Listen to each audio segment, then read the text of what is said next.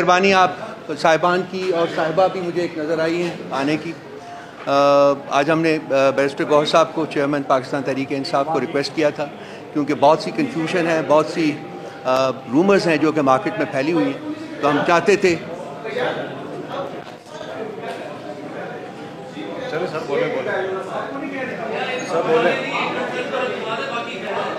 तो हम चाहते थे कि आपको कुछ हक़ाइक़ से आगाह किया जाए। इसीलिए बैरिस्टर गौहर साहब को आज हमने स्पेशली रिक्वेस्ट की थी कि आप लोगों से बात करें। तो I pass it on to him sir. Over to you sir. Thank you. बिस्मिल्लाहिर्रहमानिर्रहीम। सबसे पहले आप सब लोगों का बहुत शुक्रिया। ये हम सब की कौमी ज़िम्मेदारी है कि बहैसियत एक पाकिस्तानी के, स्पेशली इलेक्शन के दौरान जब भी हम सोचते हैं तो मुल्क के बेस्ट इंटरेस्ट को मद्देनज़र रखते हुए जो भी कदम उठाते हैं हमें उठाने चाहिए और करने चाहिए। आज के दिन हम कुछ ऐसे वाक़यात है और फैक्ट्स एंड फिगर्स है जो हम समझते हैं कि आपके साथ हम उसको शेयर कर लें और उसके मुताबिक आपकी मेमोरी रिफ़्रेश करवा लें।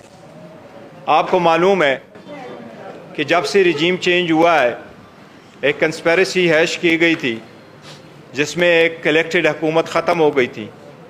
उसके बाद जिस तरीके से लंदन प्लान को एग्जीक्यूट किया गया है और एक मोस्ट पॉपुलर पार्टी को आज उस मुकाम तक पहुंचाया गया है कि उस पार्टी के साथ अपना निशान नहीं है, और दूसरी तरफ वो लोग जो ला को मतलूब थे, सर्टिफाइड मनी लॉन्डर थे, वो कन्विक्टेड और एब्सकॉन्डर थे, वो अदालतों को मतलूब थे और उन पे करप्शन और मनी लॉन्ड्रिंग के इंडाइट होने वाले थे, वो कुछ क्लियर भी हो गए और इक़्तिदार में चले भी गए। आपके सामने ये हमें कि आलमोस्ट 1 साल हो गया है, हमने 2 असम्बलियाँ डिज़ाल्व करवाई थी। आईनी और क़ानूनी तौर पर यही हमारा राइट था और इस असम्बली को रिस्टोर करने के लिए कोई किसी अदालत नहीं गया था।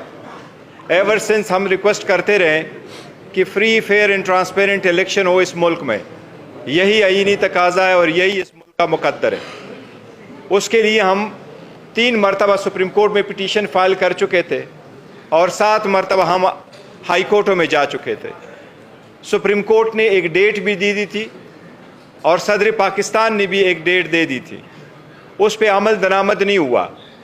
इतना अरसा उसको रखा गया, इलेक्शन पोस्टपोन होते गए, वन प्रीटेक्स्ट और दूसरे प्रीटेक्स्ट पे, यहाँ तक कि इलेक्शन कमीशन को, जिसकी ज़िम्मेदारी ये है कि free and fair transparent election करवा ले, इलेक्शन कमीशन वो अपनी ज़िम्मेदारी सही और अहसन तरीके से नहीं निभा चुका था। इसमें इलेक्शन कमीशन ने फाइनली जो सुप्रीम कोर्ट के इंटरवेंशन से डेट दी है, और सुप्रीम कोर्ट ने वो डेट सदर पाकिस्तान और इलेक्शन कमीशन ऑफ पाकिस्तान के दस्तखतों से जो डॉक्यूमेंट अदलिया के सामने मौजूद है, उसके मुताबिक 8 फरवरी को इलेक्शन होने हैं। सुप्रीम कोर्ट ने बारहा कहा है, डायरेक्शन भी दी है इलेक्शन कमीशन को, और वो ये है कि सारे पॉलिटिकल पार्टी के पास लेवल प्लेइंग फील्ड होना चाहिए, यही आईनी तकाज़ा है।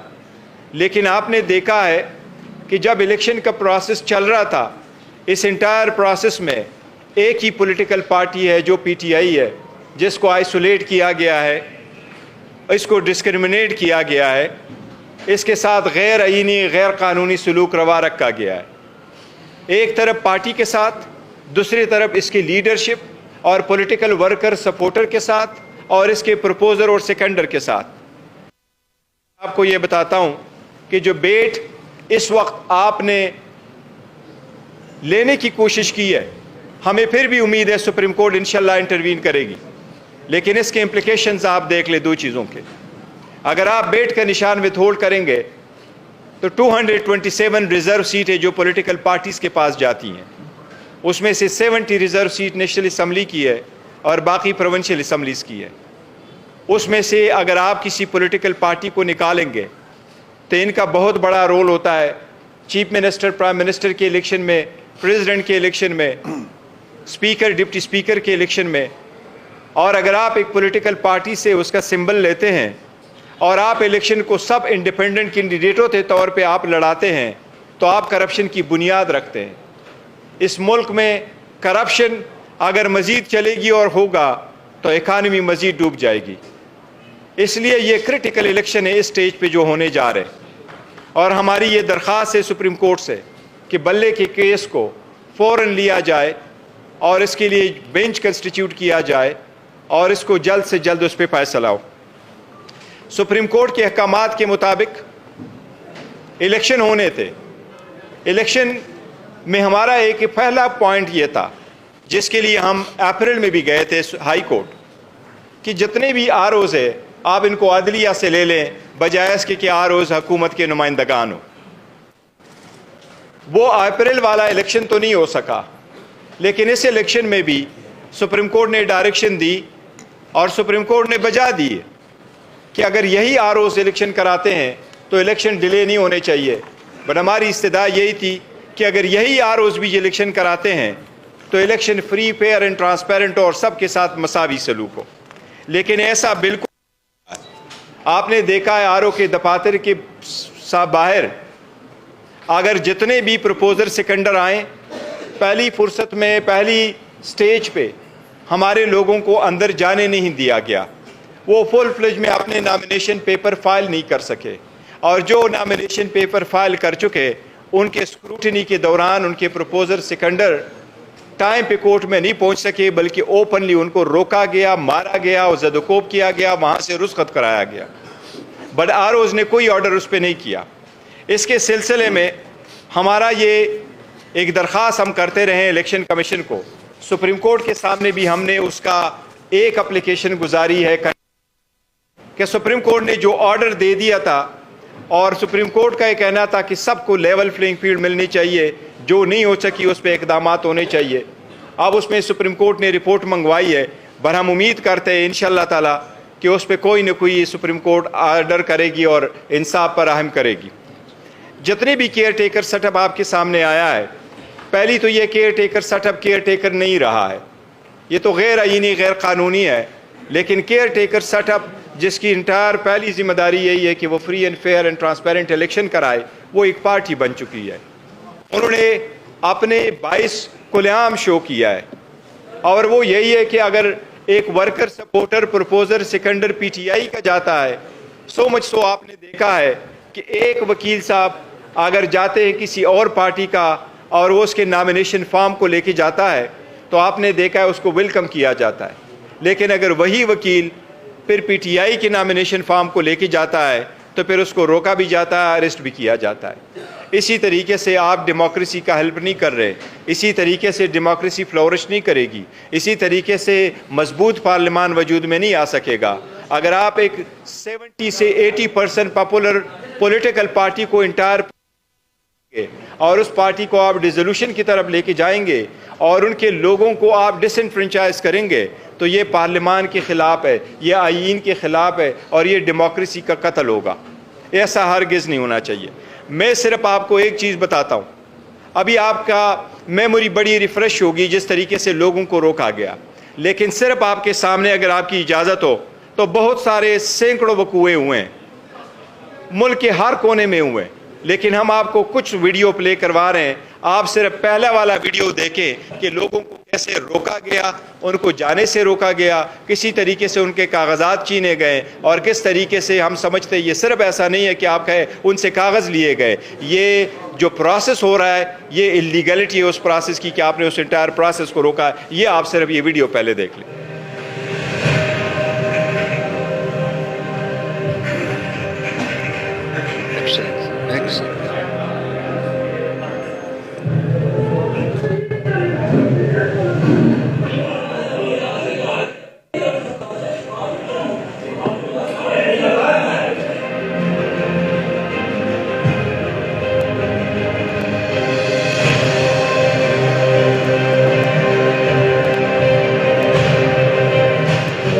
छापे मारे हैं, उनको मारा, उनके सारे कागज छीने हैं। फिर जब हम अंदर करेंगे उसके बाद उन्होंने हमें दो को किया, हम पर मदद किया और हमारे सरकार के जाने से और चीजें आने से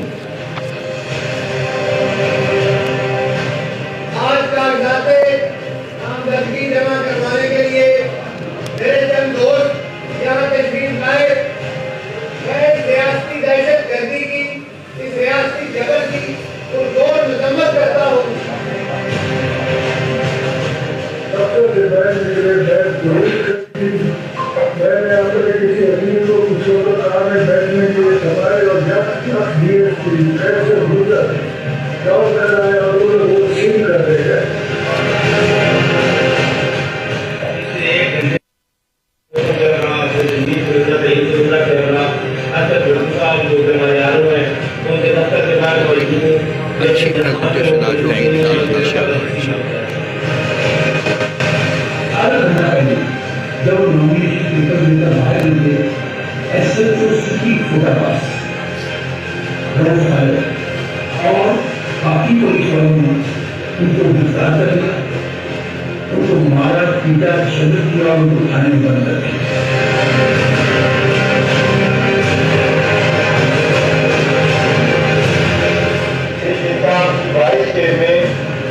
से उसके ऑपरेशन में प्रकाश रख दिए गए और उनके 5 साल जो डॉक्यूमेंटेशन उन्होंने किया हुआ था उसमें उनके एफिडेविट, उसमें उनकी कागजात, उनके टैक्स रिटर्न, उनके एनओसी वो भी सारे लिए गए।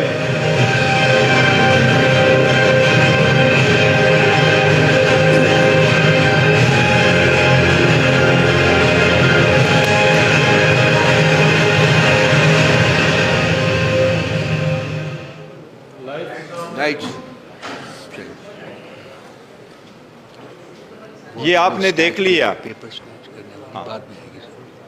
जो आपने ये देख लिया है जिस तरीके से कोशिश की गई कि लोगों को नॉमिनेशन फॉर्म फाइल करने से रोका जाए, इसके बावजूद अल्हम्दुलिल्लाह पीटीआई के वर्कर, सपोर्टर्स और कैंडिडेट्स और एस्पायरेंट्स जो थे उन्होंने सबसे ज़्यादा नॉमिनेशन पेपर फाइल कर लिए। ये हमारे अंडर 19 क्रिकेट टीम से भी घबराए हुए हैं। लेकिन जब स्क्रूटनी का वक्त आया तो जब हमने वोमेन के लिए और रिज़र्व सीट्स के लिए जो द मोस्ट इम्पॉर्टेंट है, इनके लिए रिज़र्व सीटें इसलिए रखी गई हैं क्योंकि ये सोसाइटी का वो सेगमेंट ताकि ये अनरिप्रेजेंटेड ना हो। पीटीआई की किसी भी कैंडिडेट की स्क्रूटनी जो रिज़र्व सीट है वो आज तक नहीं हो गई है। अगर आप स्क्रूटनी का प्रोसेस कंप्लीट कर भी लेते तो क्या फ़र्क पड़ता, इलेक्शन तो अभी होने हैं।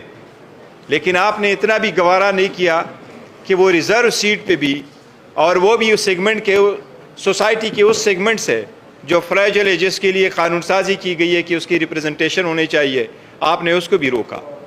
अब सिर्फ ये देख ले, एक और वीडियो आपको हम प्ले करते हैं। इस वीडियो में आप देखें कि किस तरीके से लोगों से कागजात छीने गए हैं और उनकी जो स्क्रूटनी के वक्त इनके साथ है। तो ये स्क्रूटनी वाले वाक़यात सेकंड वीडियो एक मरतबा के लिए आप देख लें।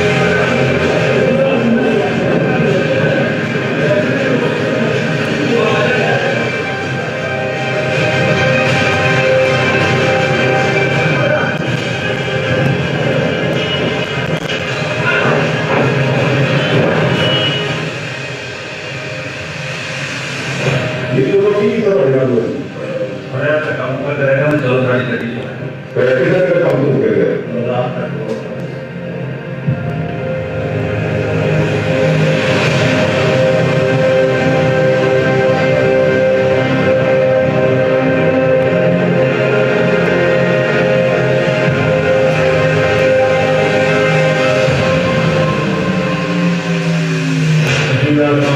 कौमी असेंबली में दो पेपर एन 173 एन 174 सब जितने भी साहिबान थे गए किसी साहिबान के पास से देखी तो अभी सर उन्होंने वहाँ से कंप्यूटर कार्ड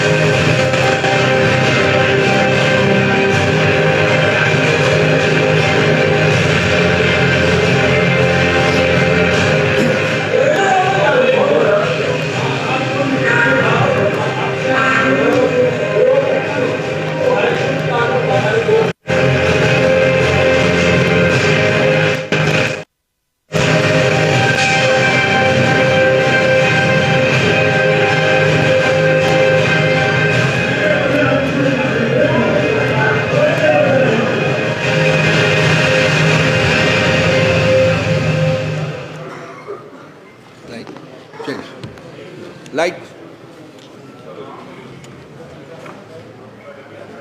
ये आप लोगों ने जो देखा है, कोई छोटा सा सैंपल है, छोटा सा सैंपल। हाँ, ये आपने जो देखा है ये एक टिप ऑफ द आइसबर्ग है जो आपने देखा है। लेकिन पहले सिर्फ कहना यह है, ये रियासती जबर तशद्दुद है या आप हमें किसी जुर्म की सज़ा दे रहे हैं। किस जुर्म की सज़ा हमें दी जा रही है? वर्कर सपोर्टर को, प्रपोजर सिकंडर को, वोटर को किस जुर्म की सज़ा दी जा रही है? ये आप खुद देख लें। नॉमिनेशन पेपर फाइल करने में रुकावट, उसकी स्क्रूटनी में रुकावट, उसके बावजूद ज़्यादा होने के बाद आप सिर्फ एक फिगर देख लीजिएगा कि जब स्क्रूटनी की प्रोसेस से हम गुजरे हैं तो स्क्रूटनी के प्रोसेस में कितने नॉमिनेशन पेपर हमारे रिजेक्ट किए गए।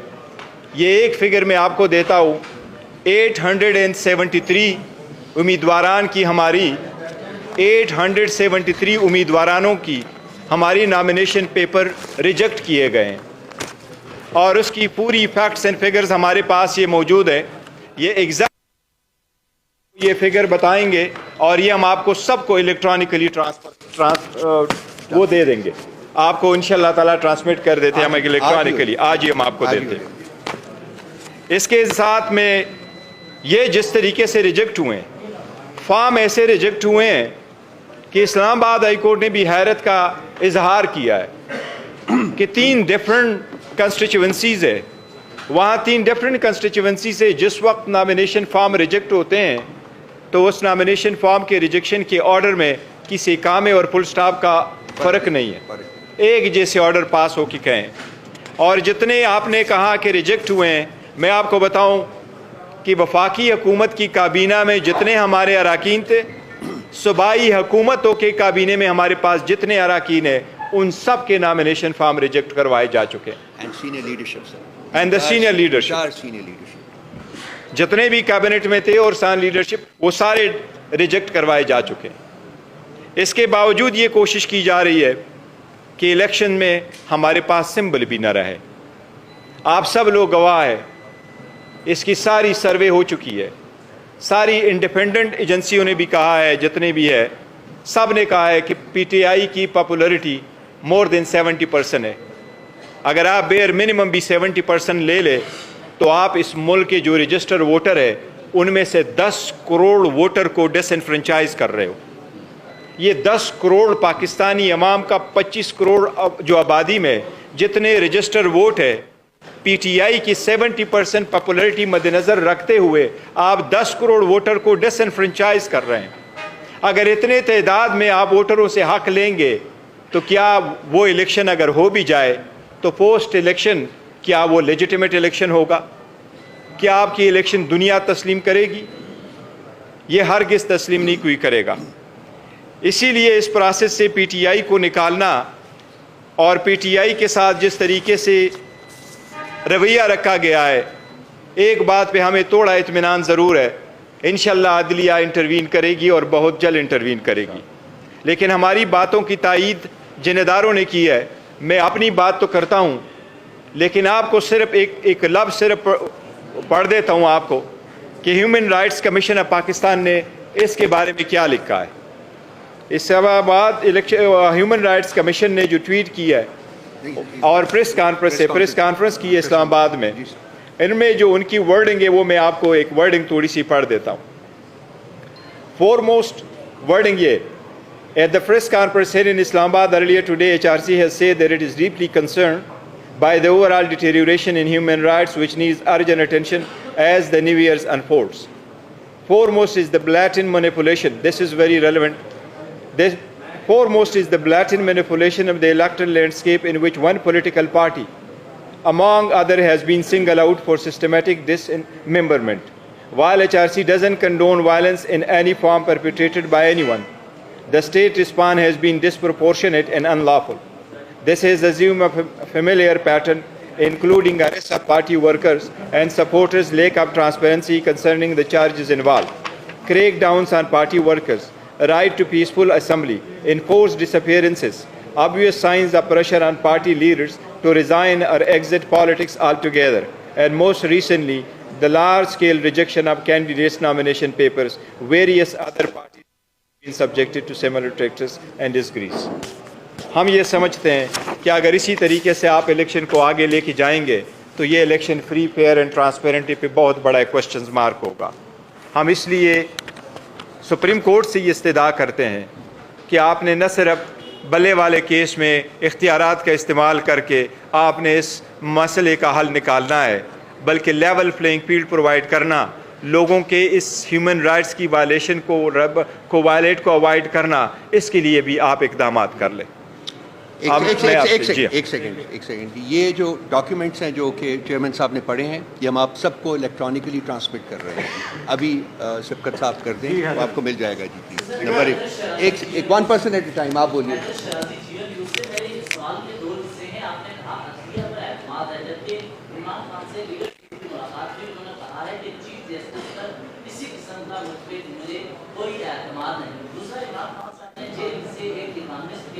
आर्टिकल लिखा है जिसमें हमने कहा है कि मेरे हटाए जाने और उस एस्टैब्लिशमेंट हमारी पार्टी को पीछे धकेल दिया और मुझे हटाने के लिए बेसिस देने से मैंने मना किया और इंडिपेंडेंट फॉर्म पॉलिसी वजह बनी।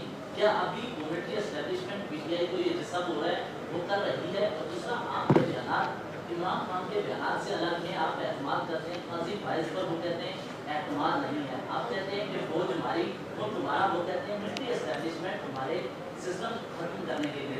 नहीं, देखिए एक बात याद रखो, खान साहब ने कभी नहीं कहा कि मुझे आदम एतमाद है चीफ जस्टिस काजी फईज साहब पे। कोई ऐसी स्टेटमेंट उन्होंने नहीं दी और काइंडली ऐसी स्टेटमेंट देने भी नहीं चाहिए। देखिए खान साहब की ये स्टेटमेंट कोई नहीं है, ना आई है, ना उन्होंने कही है, और मेरी कल मुलाकात हुई थी, कभी ऐसा नहीं है। देखो हम अदलिया की बात कर रहे हैं, अदलिया सुप्रीम है, पार्लियामान सुप्रीम है, लेकिन अदलिया भी सुप्रीम है इन इट्स ओन डोमेन, और ये अपने ऊपर आर्गन जो है, ये तीनों organ balance and checks provide करते हैं। ये चेक एंड बैलेंस का मुसल्लम असूल है। हम इसलिए अगर करते हैं तो क्या करें। मैं अपने वोटर, सपोर्टर, वर्कर और कैंडिडेट्स और एस्पायरेंट का तहे दिल से शुक्रिया अदा करता हूँ कि जितनी हमने आपको बताया जो रियासती जबर और तशद्दुद हुआ है, इसके बावजूद आपने देखा होगा पीटीआई की किसी वर्कर ने तिनका तक उनके ऊपर नहीं किया। ये पार्टी की हिदायत है कि आप तहम्मुल का मुजाहरा करें, आप सब्र से काम लें, और ये जो तरीक़ेकार हमने अडॉप्ट किया इंशाल्लाह ऐसा रहेगा, और हम अदलिया से उम्मीद करते हैं इंशाल्लाह ताला हो।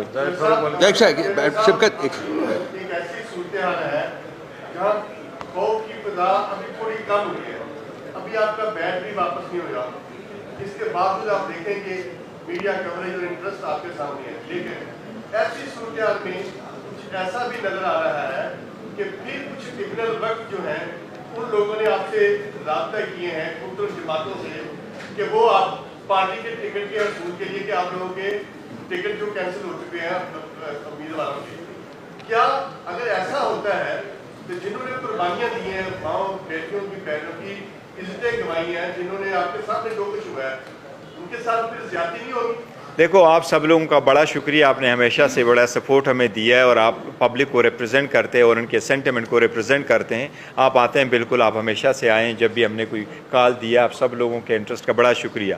जहाँ तक आपने दूसरे का जिक्र, टिकट पे हमारी मशावरत जारी है। 2 दिन मेरे टाइम दिया गया था और मेरे जेल में खान साहब के साथ उस पर एक्सक्लूसिवली वो कंसल्टेशन का प्रोसेस कंप्लीट हो चुका था। आज भी होना था बट सुप्रीम कोर्ट के केस की वजह से वो नहीं हो सका, लेकिन वो है। अदरवाइज़ जिस तरह आपकी तरफ इशारा करे तो इंशाल्लाह कोई इब्नुल वक्त नहीं होगा।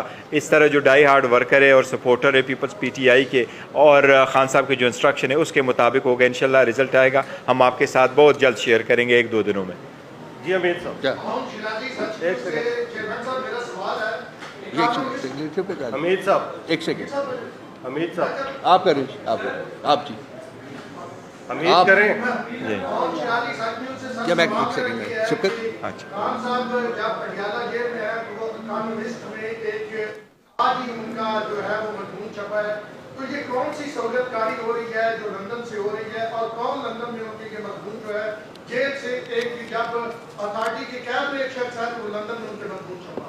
देखिए, खान साहब के हमारे साथ कांटेक्ट रहता है और हमारी कोई सहूलतकारी नहीं है। हम जो भी खान साहब पहले दिन से कहते चले आ रहे मुल्क के बारे में और उसका जो नज़रिया है उसमें कोई और जो नैरेटिव है PTI का और खान साहब का, उसी के थ्रू हम चल रहे हैं और कोई नई बात हमने उसमें किसी चीज़ में नहीं की। वही नज़रिया है जो खान साहब का जेल जाने से पहले का था, वो जेल जाने के बाद भी है, वो चाहे आज हो चाहे कल हो।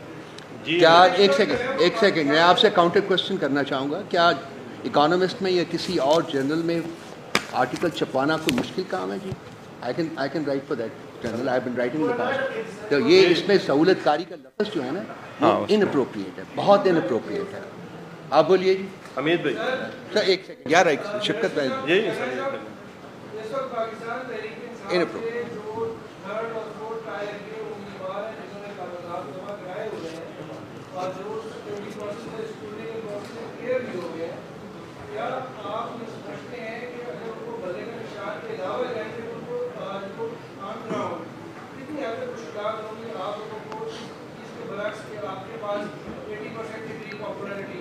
देखिए, हम अपना जो प्रोसेस है अवार्ड ऑफ टिकट का वो हम कंटिन्यू रखेंगे और जो कैंडिडेट लड़ेंगे अगर उनको निशान लेट्स सपोज अज्यूम कर ले, for God forbid that happens at the end of the day, अगर उनको वाकई ही हमने पास निशान नहीं है और वो जिस भी निशान पे होंगे उन सारे लोगों में पार्टी सपोर्टेड कैंडिडेट ज़रूर होंगे।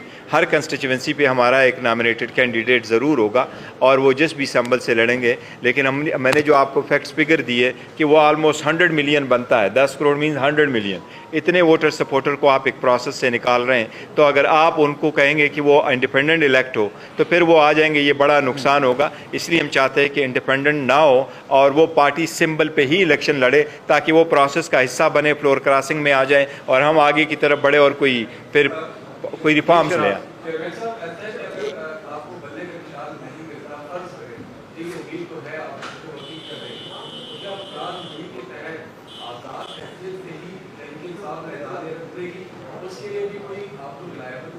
देखिए, पहले तो अब हमारा लायामर यही है, नहीं जाएंगे हम इनको मैदान खुला नहीं छोड़ेंगे। हम उनको ये प्लान नहीं देंगे कि ये कहेंगे जी कि हम इलेक्शन लड़ेंगे। हमने उनको जो है ना एक्सपोज कर देना है और हमारा जो भी कैंडिडेट पार्टी का सपोर्टेड होगा इंशाल्लाह ताला हम हर हाल में इलेक्शन में जाएंगे इंशाल्लाह ताला।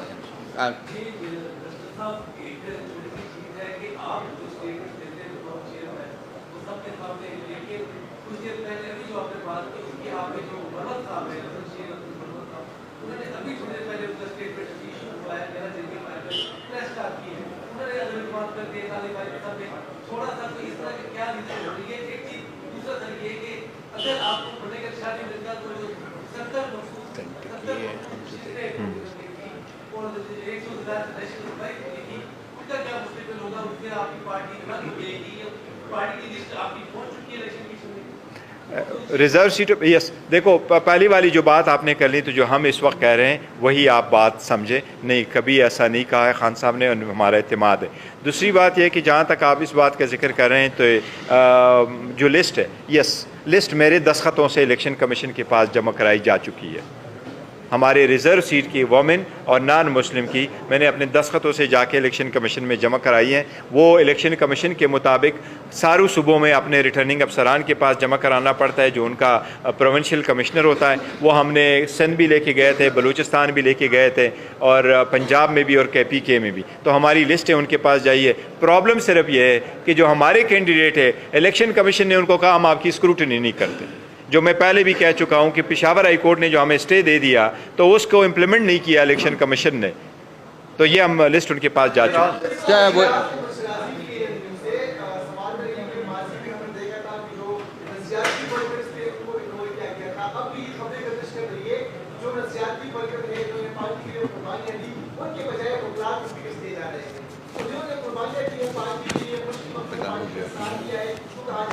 नहीं, देखो वकीलों को भी अकोमोडेट किया जाएगा, इवन एक आध दो तीन चार जर्नलिस्टों को भी अकोमोडेट किया जाएगा। आप भी हमारे साथ क्लब में होंगे और सारे होंगे, लेकिन ये नहीं है कि वो हम वो निकालेंगे, सब के साथ है और वर्करों को ही मिल रहा है।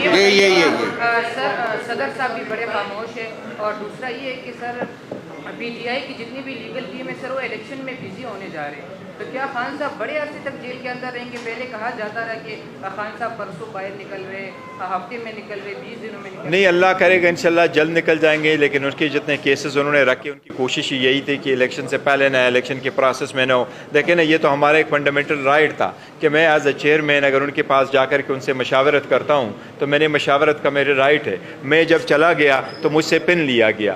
जब सेकंड दिन मैंने जाना था तो मुझे इवन प्लेन पेपर नहीं जाने दिया गया। और जब खान साहब के साथ मेरी डिस्कशन हो रही थी तो मेरे पास एक ही टिश्यू पेपर था जिस पे मैंने पॉइंट्स लिखे थे। फिर हमने हाई कोर्ट में एप्लीकेशन मूव कर दी, हाई कोर्ट ने इजाज़त दे दी। तो हाई कोर्ट की इजाज़त के बाद मैं उनका मशकूर हूँ, उन्होंने बहुत अच्छा मौका प्रोवाइड किया और हमारी डिस्कशन हो गई थी। अब ये एक सेकेंड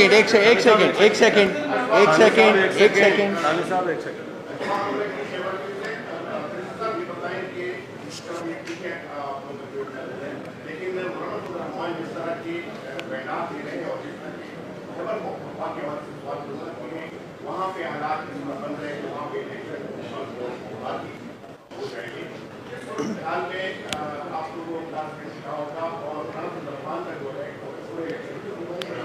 मेरा ख्याल है कि न सिर्फ ये कि इलेक्शन कमीशन और बाकी इदारे और सबसे जो रिपोर्टें मंगवाई गई थी पहले भी और अभी भी, कोई सारे वन मुतफ़िका तौर पे मौलाना फजलुर रहमान के इस मौक़िफ़ के साथ तायद नहीं कर रहे हैं कि इलेक्शन जो है ना पोस्टपोन हो। सेकंड ये कि आप KPK में इलेक्शन ना करवा के ये फिर बाकी इलेक्शन भी नहीं हो सकते, क्योंकि KPK में इलेक्शन होगा तो नेशनल असम्बली का इलेक्शन होगा, तब जाके आपका पार्लियामान पूरा होगा, तब जाके सदर का इलेक्शन होगा, तब जाके आप सेनेट करेंगे। तो मेरा नहीं ख्याल कि अगर एक आध सेंसिटिव मोस्ट सेंसिटिव वो होते हैं पोलिंग स्टेशन, अगर किसी एक आध कंस्टिट्यूंसी पे इलेक्शन नहीं भी होते, जिस तरह लास्ट टाइम 2 कंस्टिट्यूंसी में इलेक्शन नहीं हुए थे, वो मुमकिन है। लेकिन ये मुमकिन नहीं है कि पूरे सूबे में इलेक्शन ना हो। तो इंशाल्लाह इलेक्शन होंगे।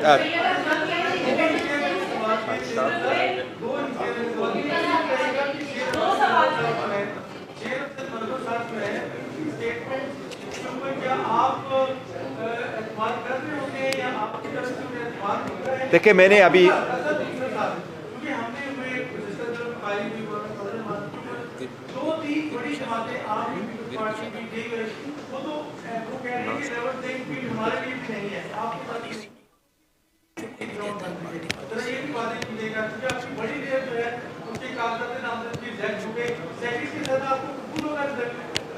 देखिए, जहाँ तक पहली सवाल है तो मैंने अभी वो स्टेटमेंट नहीं दी का किस तनाजुर में दिया और क्या कंटेंट से मरवत साहब की स्टेटमेंट का। लेकिन जहाँ तक आपका सेकंड वाले क्वेश्चंस का ताल्लुक है, तो देखो हर सूरत हमने इलेक्शन पार्टिसिपेट करना है। जो भी वहाँ पार्टिसिपेट इंशाल्लाह ताला हम इलेक्शन में करेंगे। एक पॉइंट ज़रूर है, हम तो चाहते हैं अपने बल्ले के साथ जीते और हमारा टॉप कैडर का जीता है, लेकिन जो भी प्रोसेस होगा हम उससे गुजरेंगे। लास्ट क्वेश्चन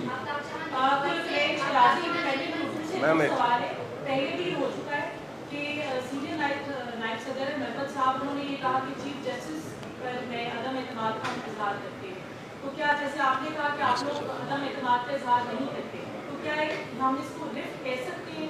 देखिए, मैंने उनकी हाल ही में पाकिस्तान पीपल्स पार्टी के साथ पीटीआई के मुज़ाकरात की खबरें सामने आई थी या राब्तों की खबरें सामने आई थी, तो क्या आपकी जमात का किसी और सियासी जमात के साथ मुज़ाकरात चल रहे हैं? देखिए, जहाँ तक पहली बात का किया तो मैंने सुना नहीं है। नो कॉन्फिडेंस पे हम ऑलरेडी स्टेटमेंट दे चुके हैं कि ऐसी बात नहीं है। जहाँ तक पीटीआई के दूसरी जमातों के साथ है तो अलायंस तो हम करने नहीं जा रहे हैं कि वो हम सीट टू एडजस्टमेंट कर ले, लेकिन पॉलिटिकल पार्टी की हैसियत से हम ये करते रहते हैं। तो अभी तक कोई ऐसा नहीं है कि सटल कोई चीज़ नहीं हुई है। हम पहले उम्मीद करते हैं कि इंशाल्लाह हमें बल्ला मिलेगा और उससे प्रोसीड करेंगे। बस, थैंक यू। Thank you.